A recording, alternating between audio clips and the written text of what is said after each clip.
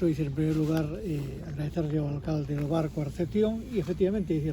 pois estamos con Eladio, que é o seu delegado do goberno, e a primeira visita oficial tiña que ser necesariamente ao seu concello, con independencia de que é o seu delegado de toda a provincia, pero onde ten o seu corazón, verdad? E parece que iso o exixía. Pero tamén o exixía esta obra que hoxe viñamos a visitar, que, como podedes ver, está en absoluto, está traballando a río, está traballando en varios frentes, unha obra que parece que efectivamente non é moi longa, falamos de algo máis de 5,5 km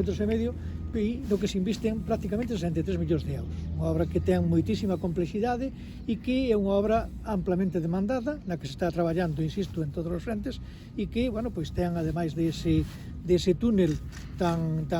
corto, pero tan complicado, pois ten ni máis ni menos que 6 pasos elevados, ten, outro paso elevado máis e 3 viaductos, polo tanto é unha complexidade absolutamente importante.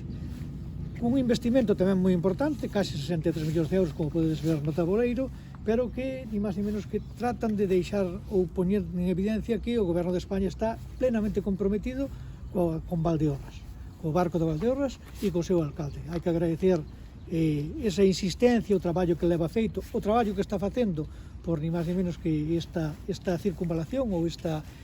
periferia que vai a facer, que vai a supoñer ni máis ni menos aforro de tempo, en segundo lugar, maior seguridade para os usuarios e, en terceiro lugar, sacar o que é o tráfico pesado do que é o centro do pueblo. Por lo tanto, eu creo que é fundamental. Se iso unimos o resto de investimentos que estamos a levar a cabo en toda a comarca de Valdeorras, no Barco e en toda a provincia de Ourense, pois falamos de que traemos o AVA Galicia, falamos en investimentos no que é liña Ourense-Lugo en máis de 500 millóns de euros e, por lo tanto, eu creo que